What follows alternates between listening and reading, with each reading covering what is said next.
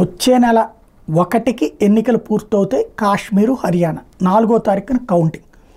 18వ తారీఖు నుంచి ఎన్నికలు, మొదటి దశ ఎన్నికలు 18వ తారీఖు జరగబోతున్నాయి అన్నమాట.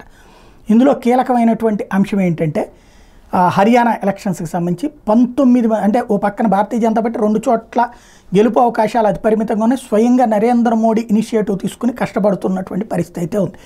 అక్కడ సమీకరణాల పరంగా భారతీయ జనతా పార్టీ కొంత కష్టకాలం ఉంది. ఇప్పుడు అక్కడ తాజాగా కాస్త బూస్ట్ ఇచ్చింది ఏంటంటే ఐపీఎస్, ఐఆర్ఎస్ అధికారులు 19 మంది మాజీ అధికారులు ఇప్పుడు హర్యానాలో భారతీయ జనతా పార్టీలో చేరారు. హర్దీప్ సింగ్ పూరి సమక్షంలో చేరారు.